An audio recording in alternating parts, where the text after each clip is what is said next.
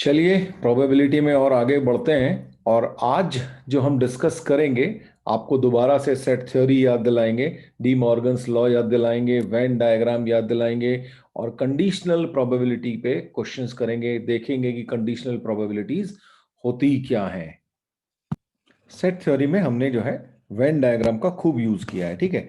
तो Venn diagram में होता क्या था कि भाई आपके पास एक सेट होता था ए और एक सेट होता था बी, और फिर आप उसमें से इंटरसेक्शन देखते थे और ए यूनियन बी देखते थे, ठीक है। तो वहां पे क्या होता था, A union B is equal to A number of elements in A union B is equal to number of elements in A plus number of elements in B और minus number of elements in A intersection B. यहाँ पे ये देखते थे आप। लेकिन जब हम प्रोबेबिलिटी की बात करेंगे तो वहां पे ए और सेट्स की जगह हमारे पास इवेंट्स की प्रोबेबिलिटीज होंगी। तो अब आप देखिए, ये जैसे यहां पे होगा तो बस फर्क कुछ नहीं है, वहां पे नंबर ऑफ एलिमेंट्स है, यहाँ पे probability of A union B क्या होगी, probability of A plus probability of B minus probability of A intersection B. भैया बड़ी सिंपल सी बात ये है कि ये नंबर ऑफ एलिमेंट्स है, अगर मैं इसको number of elements in space से डिवाइड कर दूं, यानी कि number of element N S से डिवाइड कर दूं, तो ये ऑटोमेटिकली ये चीज जो है आपकी जनरेट हो जाएगी। तो बस, लेकिन हमें उस चीज में बहुत ज्यादा डिटेल में तो जाना नहीं है ना, हमें तो ये याद रखना है, अच्छा भाई प्रोबेबिलिटी में भी यही रूल लागू होने वाला है। और और क्या देखते थे हम, अच्छा और क्या हम समझते थे, ये हमने डी मॉर्गन्स लॉ पढ़े हैं, ये आपको याद होने चाहिए, इनके यूज होंगे ही होंगे।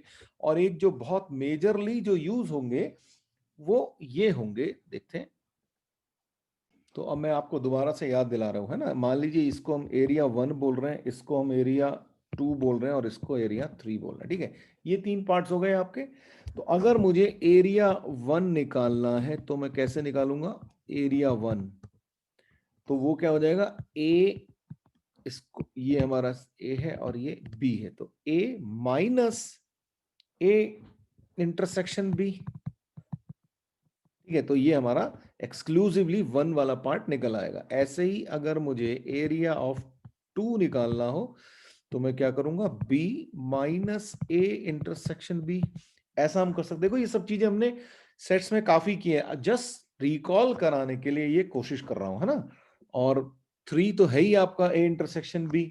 मान लीजिए अब आपसे कहा जाए कि भाई एरिया 4 बनाओ, एरिया 4 का मतलब ये होगी, तो ना तो ए हुआ और ना ही बी हुआ, तो इसका मतलब वो क्या हो गया, 1 minus probability of A union B, ठीक है ना। ये एरिया 4, अगर ये आपका ये बाहर है, ठीक, तो ये चीज हो गई। तो प्रोबेबिलिटी में ये सब चीजें बहुत ज्यादा यूज होने वाली हैं।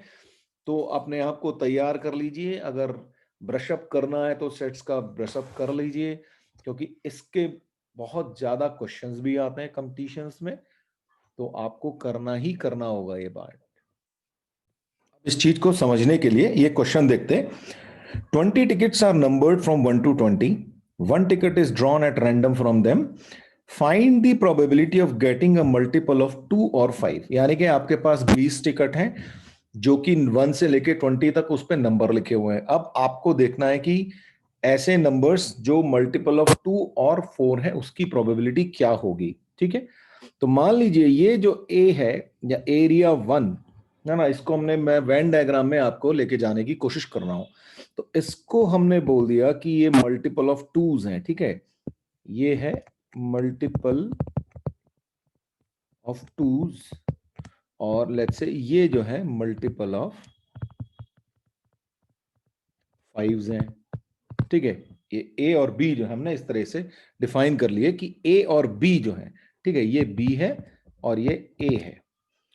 अब अगर हम ए को देखें तो ए में कौन कौन से एलिमेंट्स होंगे भाई, 2 से मल्टीपल है यानी कि इवन नंबर्स हैं, तो प्रोबेबिलिटी ऑफ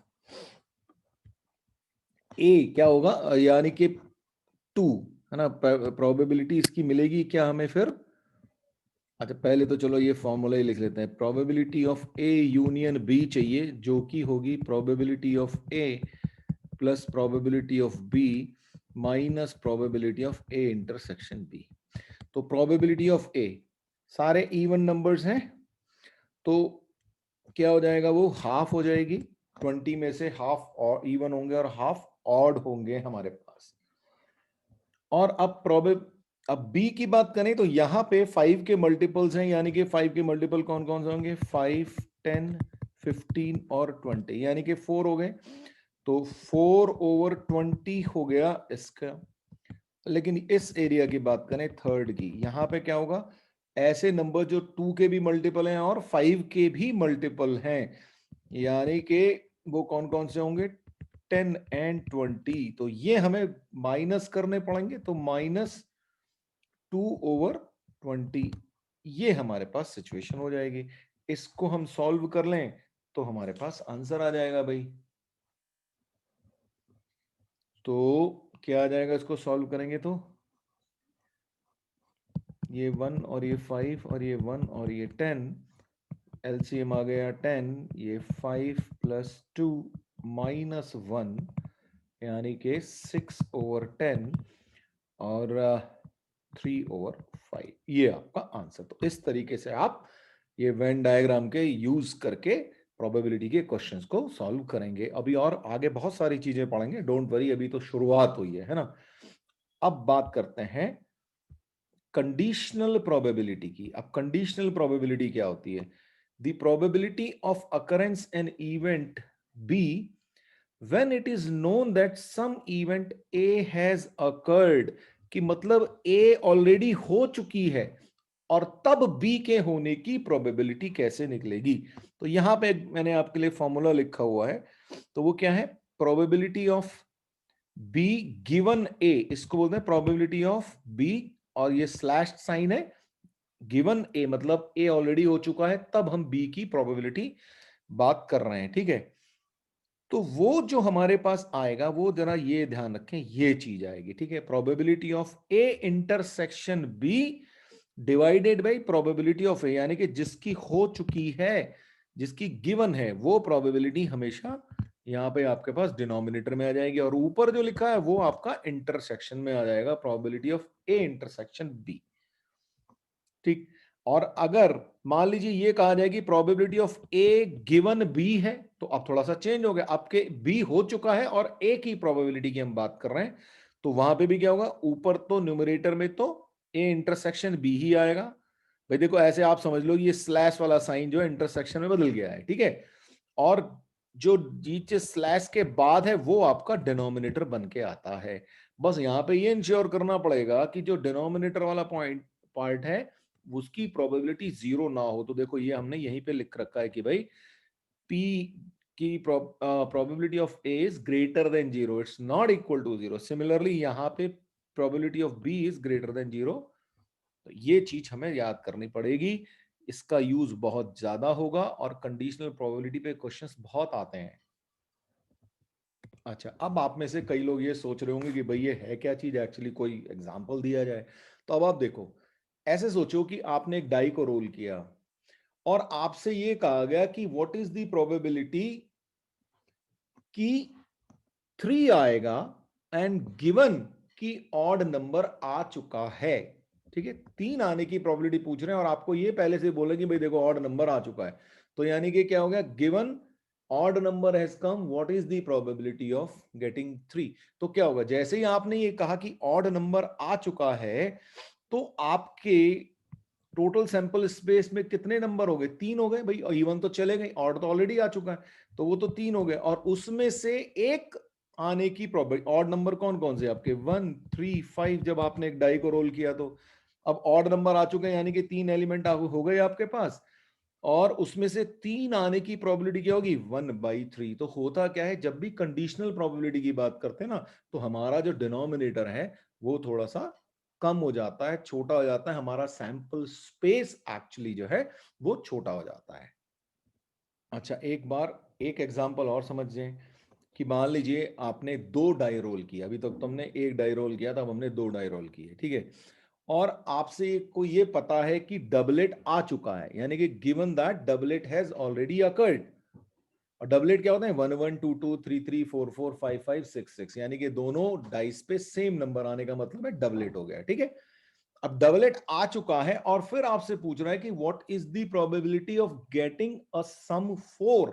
तो जब हमारे पास डबलेट आए तो हमारा जो सैंपल स्पेस क्या क्या रह गया, 1 1 2 2 3 3 4 4 5 5 और 6 6, ये हमारे डबलेट हो गए।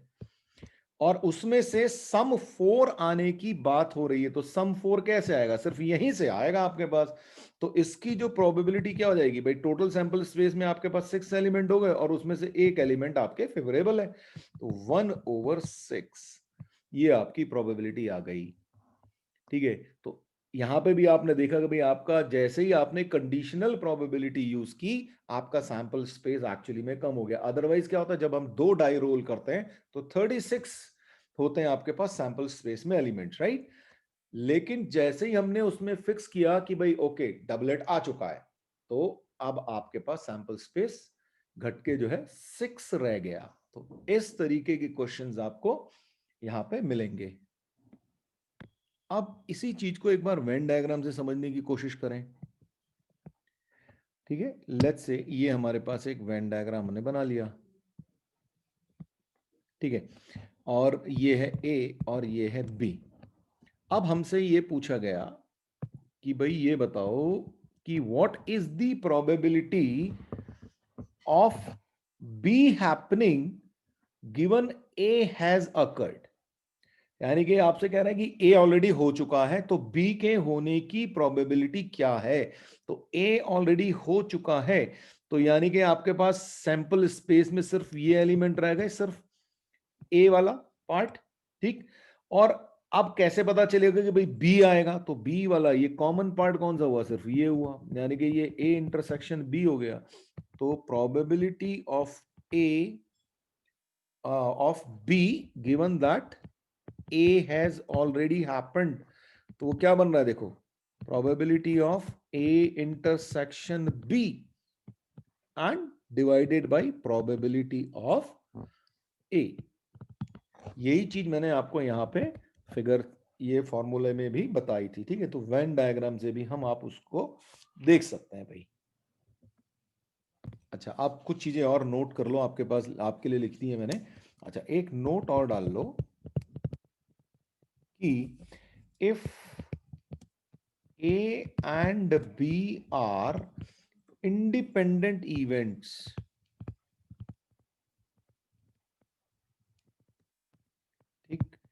if A and B are independent events, then probability of A intersection B is equal to probability of A into probability of B। अब इसको कैसे समझें भाई, आपके पास आपने एक डाई रोल किया और एक कॉइन रोल किया। अब डाई रोल करने का कॉइन रोल करने से कोई आपस में रिलेशन तो है नहीं, डाई अपने हिसाब से काम कर रहा हो और कॉइन अपने हिसाब से काम कर रहा हो, तो दोनों कैसे इंडिपेंडेंट है। और अब मैं आपसे पूछूं भाई what is the probability of getting a 5 and head, तो भाई 5 आने की प्रोबेबिलिटी क्या होगी भाई 1/6, और हेड आने की प्रोबेबिलिटी 1/2। तो ये आपके पास ये इंडिपेंडेंट इवेंट्स है, तो इसकी प्रोबेबिलिटी क्या हुई, आपस में सीधे सीधे मल्टीप्लाई हो गई, दोनों का आपस में कोई रिलेशनशिप नहीं है। ठीक, तो इसीलिए इस केस में क्या होता है, इंडिपेंडेंट अगर इवेंट्स हैं तो उसमें जो probability of A intersection B होगी वो हमेशा P A into probability of A into probability of B हो जाएगा। अब और सोचें कि भाई अगर ये देखिए अब क्या है, probability of A inter A given B, conditional probability के केस में क्या हो जाएगा फिर। अच्छा, इसी को ही जरा थोड़ा एक्सपेंड करें, तो हमारे पास क्या होता है, probability of A given B, conditional event है हमारे पास, तो वो क्या होती है अभी हमने देखी थी, probability of A intersection B and divided by probability of B. अब क्योंकि अगर वो इंडिपेंडेंट है तो probability of A intersection B क्या होगी, probability of A into probability of B, और नीचे ऑलरेडी प्रोबेबिलिटी ऑफ बी रखी हुई है आपके पास, तो क्या हुआ, ये दोनों हो गई कैंसिल, तो बना क्या, प्रोबेबिलिटी ऑफ ए। तो यही चीज देखिए यहां पे हमने लिखी हुई है, अगर ए और बी इंडिपेंडेंट है तो probability of A given B is only probability of A. अच्छा, अब यहां पे ये जो क्या है कि ये इंडिपेंडेंट इवेंट्स हैं, तब ए कॉम्प्लीमेंट, अच्छा ए कॉम्प्लीमेंट को या तो हम ऐसे डिनोट करते हैं ना, और अच्छे से देख लो, ए के ऊपर बार से, या फिर ए सी से, और या फिर ए प्राइम से। तीनों तरीके से हम इसको एक्सप्लेन कर लेते हैं। तो अगर कहीं पे भी आपको ये साइन दिख जाए तो आपको इसका मतलब ये कॉम्प्लीमेंट इवेंट की बात कर रहा है, ठीक है। तो ये चीजें भी आप थोड़ा सा नोट कर लीजिए। बाकी तो क्या होगा ना, धीरे धीरे जब आप क्वेश्चंस करेंगे तो आपको क्लैरिटी होती चली जाएगी कि भाई हो किस तरीके से आपको चीजों को हैंडल करना है। तो इंपॉर्टेंट ये है कि आप कितने क्वेश्चंस करते हैं और कितनी वैरायटी के क्वेश्चंस करते हैं, तो वहीं से आपकी एक्चुअल लर्निंग जो होगी। ये तो थ्योरेटिकल बातें हमने नोट कर दी, आपने नोट कर ली, पर ultimately everything depends on how many questions we do. अब ये क्वेश्चन है आपके पास, if a dice is thrown, find the probability of occurrence of composite number when even number has occurred। यानी कि आपने एक डाई थ्रो की, इवन नंबर ऑलरेडी आ गया है, तो आपको यह बताना है कि कॉम्पोजिट नंबर आने की प्रोबेबिलिटी है क्या, ठीक। तो अब जब आपके पास इवन नंबर आ चुका है तो सैंपल स्पेस में आपके पास कौन कौन से एलिमेंट हैं भाई, 2 4 6, ठीक है। अच्छा, कॉम्पोजिट नंबर क्या होते हैं, जो नंबर प्राइम नहीं होते वो कॉम्पोजिट नंबर होते हैं। तो यहां पे प्राइम नंबर सिर्फ 2 है, तो यानी कि कॉम्पोजिट नंबर कौन कौन से हैं, 4 एंड 6, ठीक है। तो ये हमारे कॉम्पोजिट नंबर्स हैं। कॉम्पोजिट नंबर्स हैं हमारे पास 4, 6। तो 4, 6 आने की प्रोबेबिलिटी क्या हुई, फिर इसका मतलब प्रोबेबिलिटी, हमारी रिक्वायर्ड प्रोबेबिलिटी क्या होगी भाई, ये दो नंबर है डिवाइडेड बाई 3, तो ये आपकी 2/3। तो ये कंडीशनल प्रोबेबिलिटी को, क्वेश्चंस को आप इस तरीके से हैंडल कर सकते हैं। तो ये तो अभी शुरुआत है, खैर और आगे बढ़ेंगे हम लोग।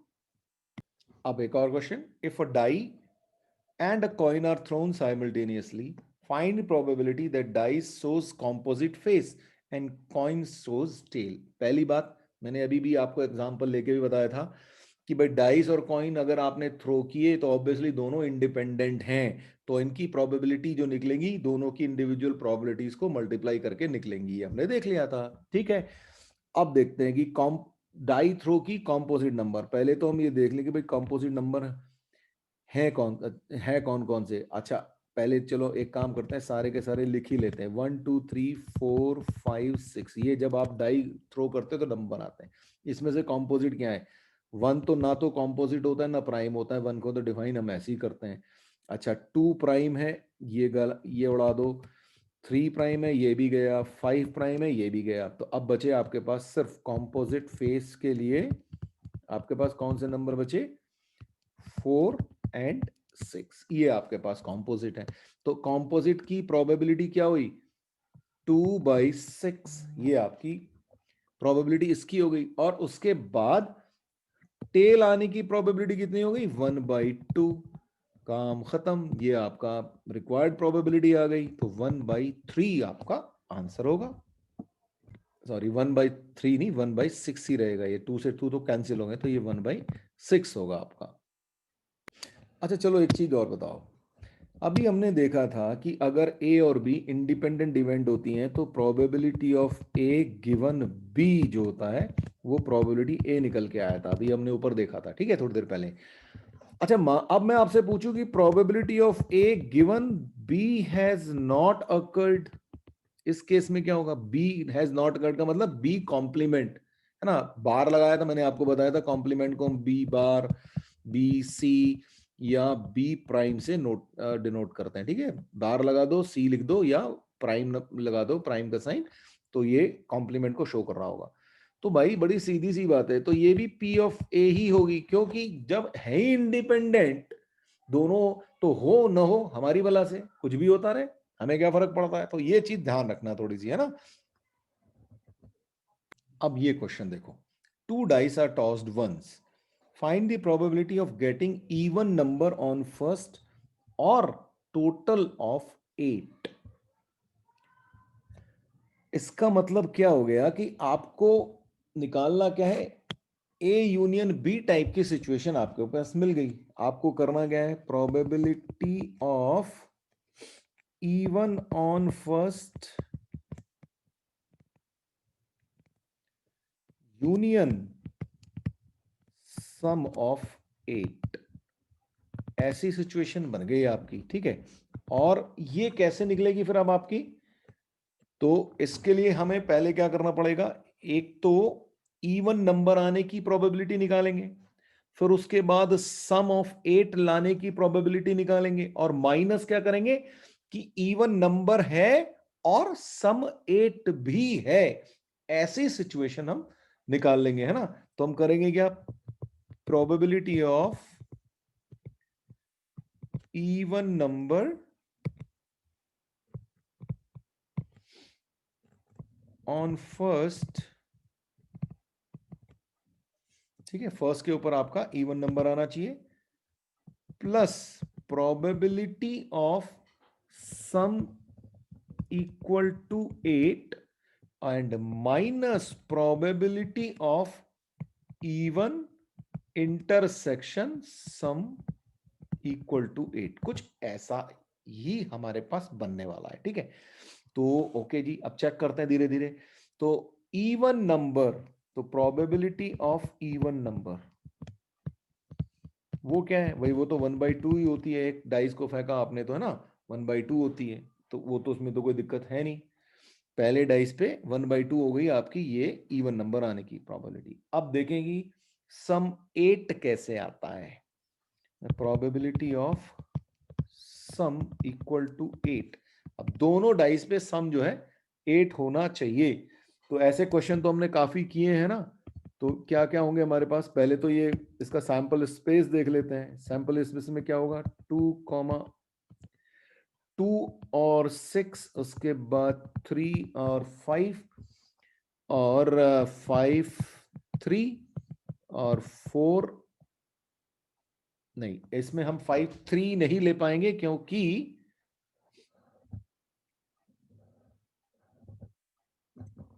अच्छा सम ही चाहिए ना, ठीक है, 2,6 3,5 5,3 4,4 और इसके बाद 6,2,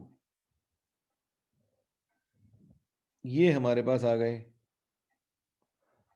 तो और तो किसी तरीके से आ नहीं सकता, है ना, तो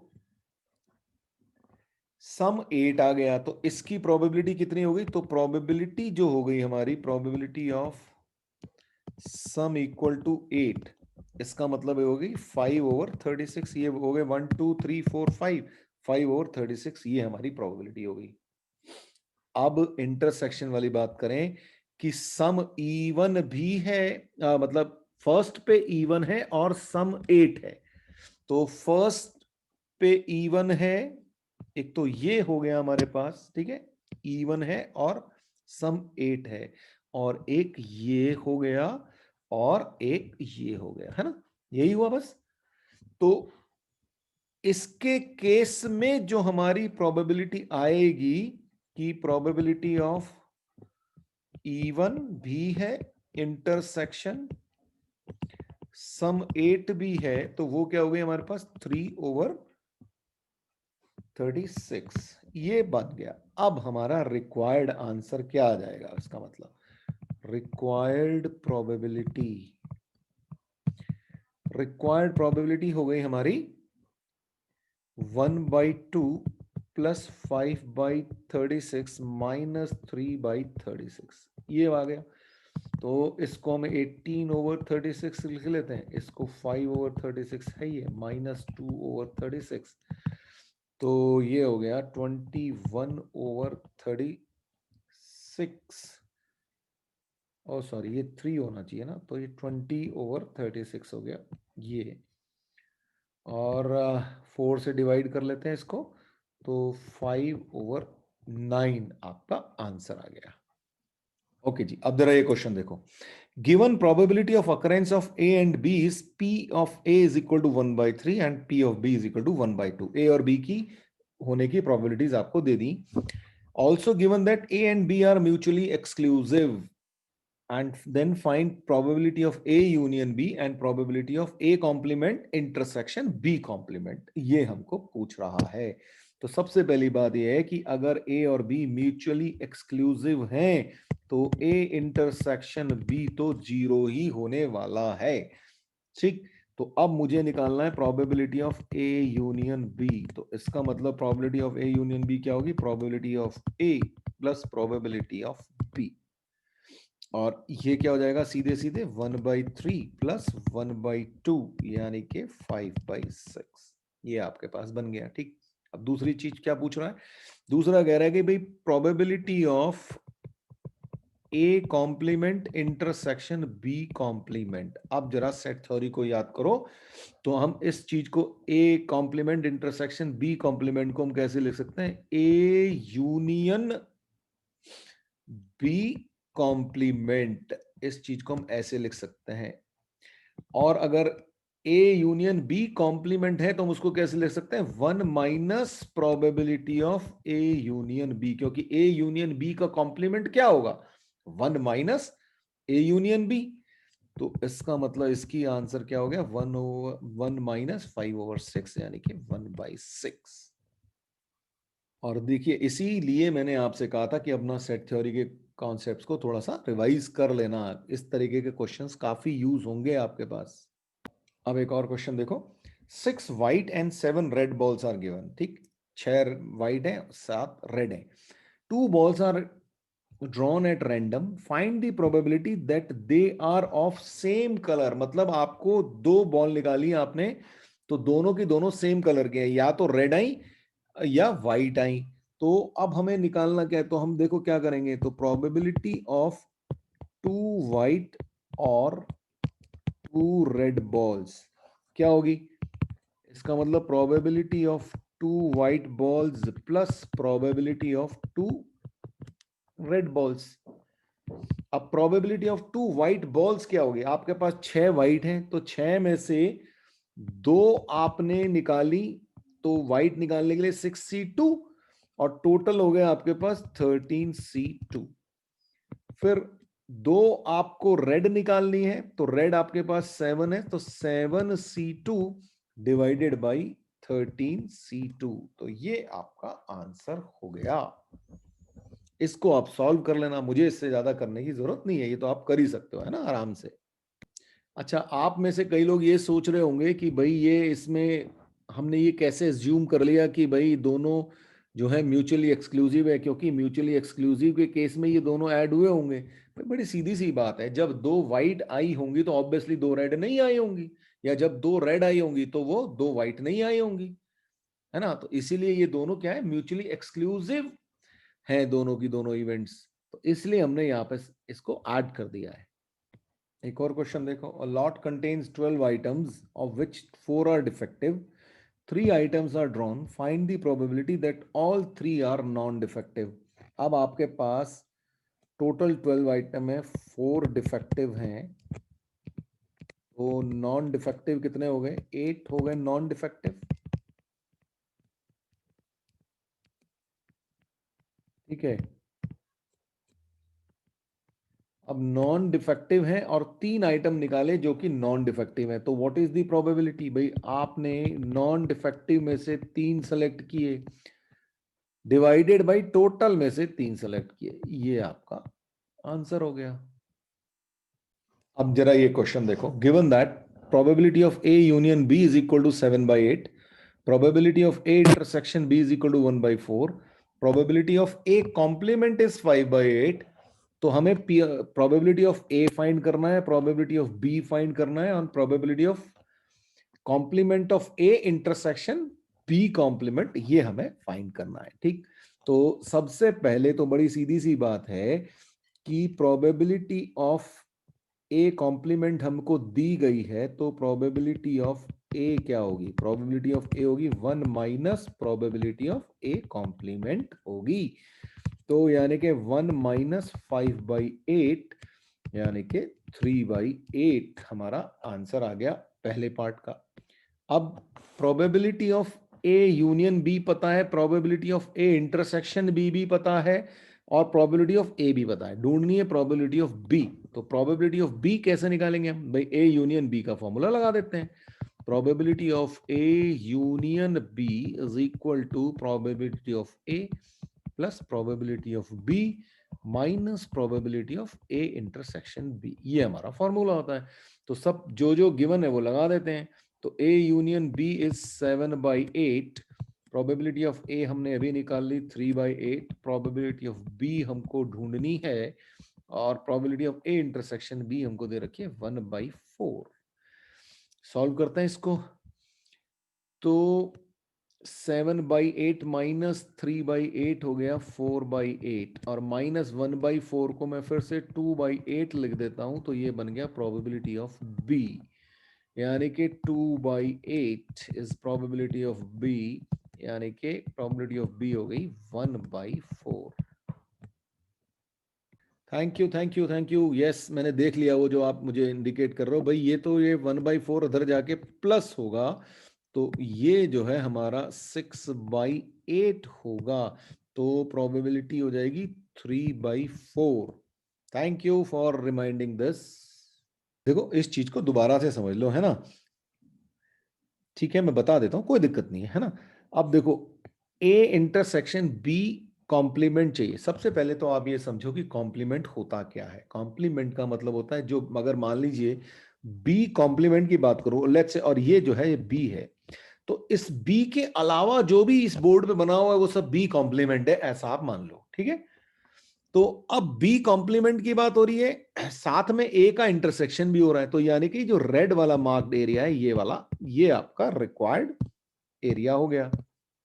ठीक है, अब ये रिक्वायर्ड एरिया हो गया, तो इसको, ये रिक्वायर्ड एरिया कैसे लिख सकता हूं मैं? एरिया, इसको ये एरिया 1 बन लिखा हुआ था हमने ऑलरेडी, तो एरिया 1 है ये। अब एरिया 1 क्या है? पूरा ए, उसमें से ए एरिया 3 माइनस कर दूं तो ये बन जाएगा। और ये क्या चीज है? ये तो ए इंटरसेक्शन बी है। तो अब ये दोनों हमें पता है, प्रोबेबिलिटी ऑफ ए हमें पता है 3/8 है, probability of A intersection B हमें 1/4 पता है। इसको सॉल्व कर लिया, आंसर आ गया आपके पास 1/8। अब एक और क्वेश्चन देखते हैं।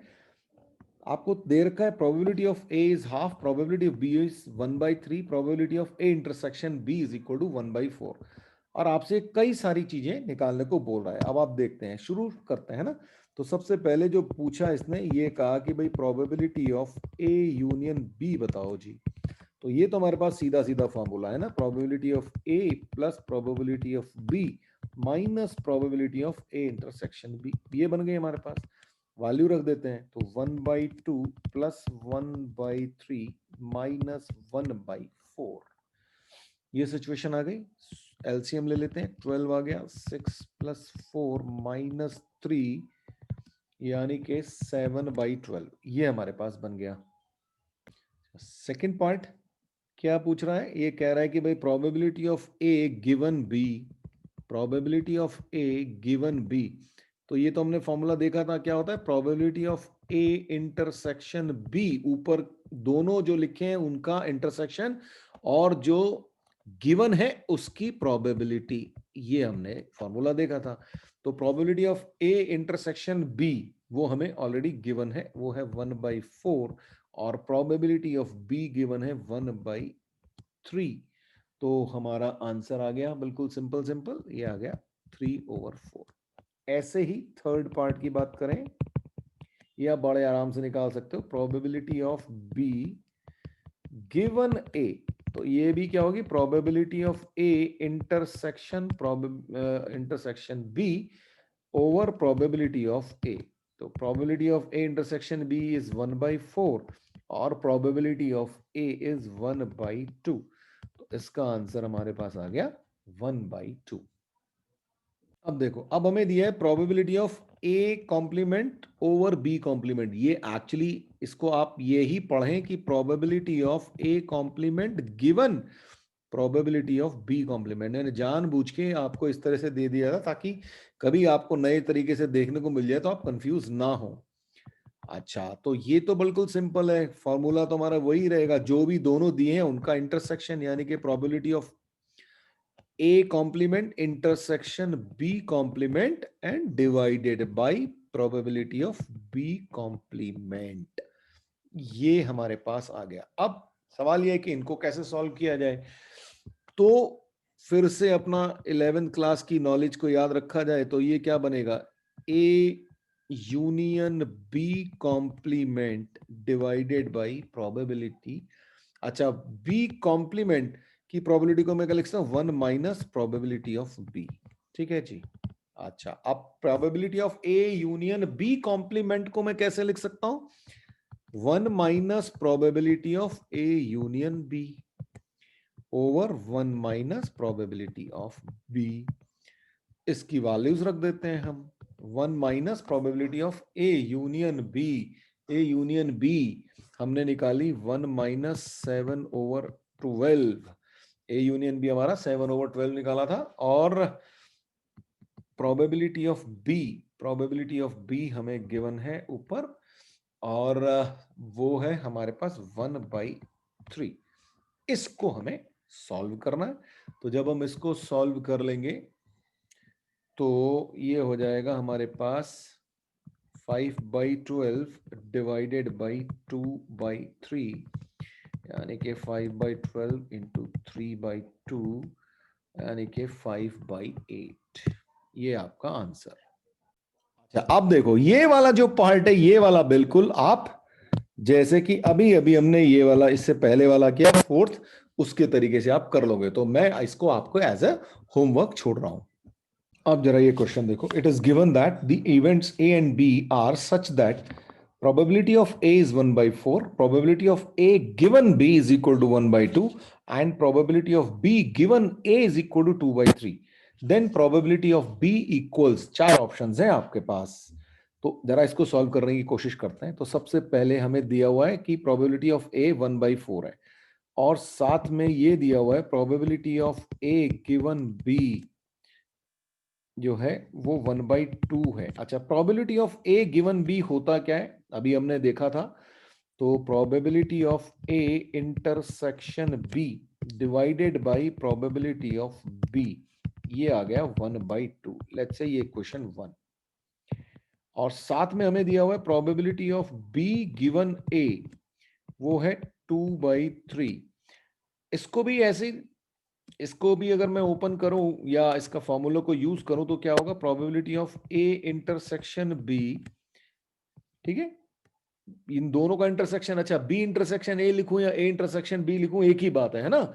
और डिवाइडेड बाय प्रोबेबिलिटी ऑफ ए, ये है 2/3। अब अगर मैं यहाँ पे प्रोबेबिलिटी ऑफ ए जो कि हमें गिवन है 1/4, इसको सब्स्टिट्यूट कर दूं तो मेरे को probability of A intersection B मिल जाएगा। तो प्रोबेबिलिटी ऑफ ए वहां जाके मल्टीप्लाई होगा, और यानी कि 1/4 इंटू 2/3 हमारे पास हो जाएगा। तो ये हो गया, इसका मतलब ये होगी probability of A intersection B जो है वो 1/6 हो गया ना, 2 2 जा 4 और 1/6 हो गया। इसको मैं यहां रख दूं इक्वेशन 1 में, पुट इन इक्वेशन 1। तो वहां पे जैसे मैं रखूंगा तो क्या हो जाएगा, 1/6 divided by probability of B is equal to 1/2 है मेरे पास। तो इसका मतलब ये हो गया कि प्रोबेबिलिटी ऑफ बी अब मैं यहां से निकाल सकता हूं। तो प्रोबेबिलिटी ऑफ बी जो है मेरे पास यहां से 1/3 आ जाएगी। तो ऑप्शन नंबर बी जो है वो करेक्ट हो गया। अच्छा, अब देखो ये क्वेश्चन ना, देखो इसीलिए मैं आपको ये क्वेश्चंस करा रहा हूं, और बहुत सिंपल से होते हैं ना। अब ये क्वेश्चन जो है आपसे जेई में 2008 में पूछा गया था। ठीक है, मेंस, और हमेशा आते हैं ऐसे क्वेश्चंस। ठीक है, बहुत फ्रीक्वेंटली आते हैं। तो ये बस बेसिक अंडरस्टैंडिंग है, आपको वेन डायग्राम पता होना चाहिए, इनका मतलब क्या होता है, कंडीशनल प्रोबेबिलिटी की फॉर्मूलाज क्या होता है, वो सब आपको पता होना है। तो बेसिक कॉन्सेप्ट अगर आपको पता है तो आप ये कंपटीशन वाले क्वेश्चंस आराम से कर पाएंगे।